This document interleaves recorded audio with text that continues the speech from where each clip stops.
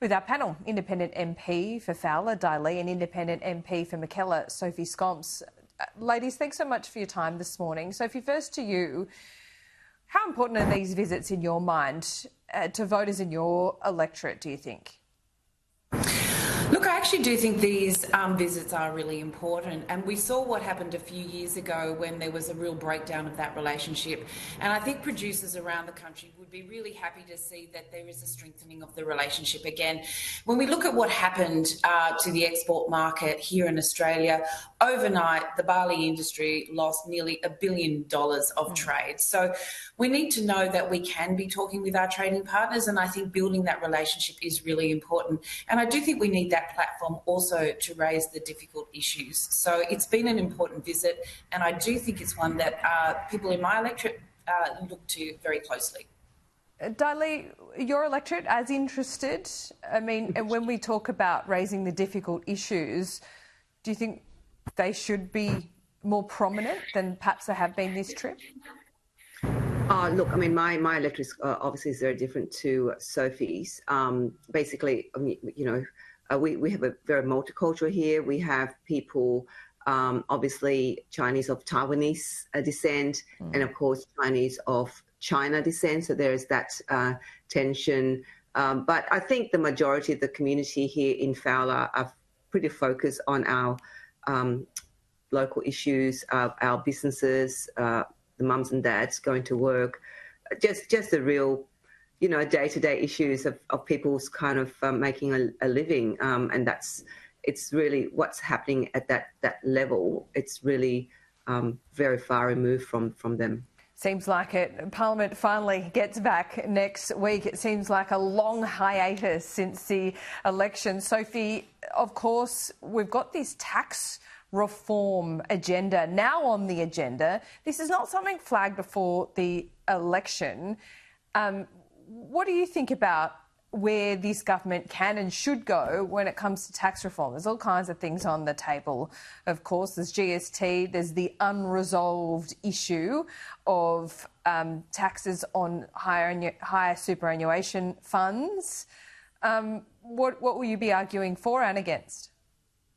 Look, I found Ken Henry's comments yesterday at the National Press Club really interesting, and this is something as well that the Business Council of Australia is calling for, and that is first and foremost, we need to get our environment laws set. And it seems a strange thing to talk about when we're talking about tax reform, but we know that productivity in this country has stagnated for over a decade, and one of the biggest things we can do is to get our very weak environment laws reformed and working for both business and to protect our environment. And the reason I'm saying that is, whether we like it or not, we are in the midst of a global industrial revolution. And if we want to be at the forefront of that, we need to be delivering a whole lot of infrastructure. So critical mineral mining and processing, we need more renewable energy with the wind farms and the solar farms, and we need the roads and the transmission, all of that infrastructure. And if we're loading that on top of our broken environment laws, which already delay approvals sometimes for years, we know that productivity will just continue to stagnate. So I agree with Ken Henry. The number one thing is to get those environment laws right so we have certainty for business and we can raise productivity by getting those approvals moving.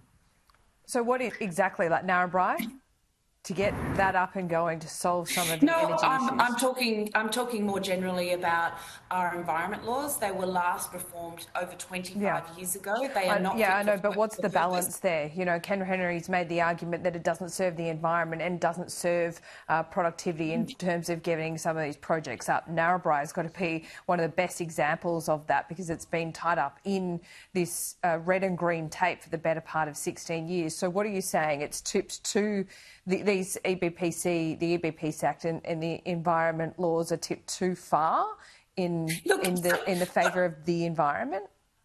No, what I'm saying is business needs certainty. Everyone needs certainty. So we do need laws that protect our environment. Yeah. But business, we always hear, needs certainty. And quite often businesses will invest for 10 years looking, researching particular projects, areas, environmental impact statements, only to find out, 5, 7, 10 years down the track that their project is not going to go ahead. And that type of delay is what's holding up productivity in this country. And so what business is calling for, what the Business Council of Australia is calling for, is far greater certainty.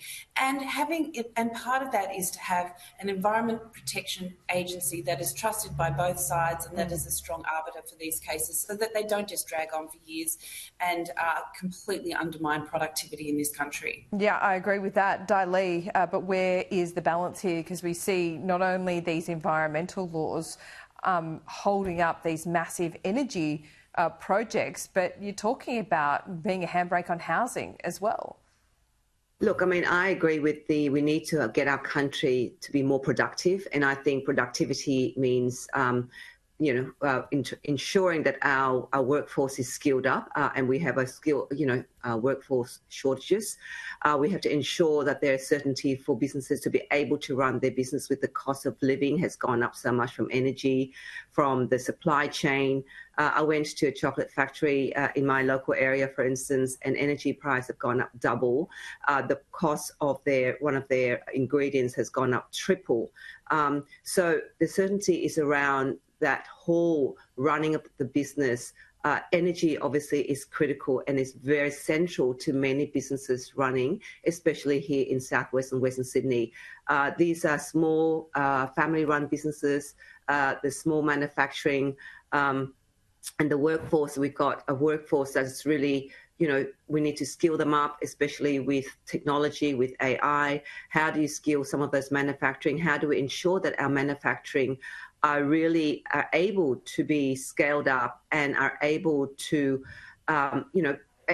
export their goods to the world, and we're not just an assembly line, businesses here that we term it manufacturing.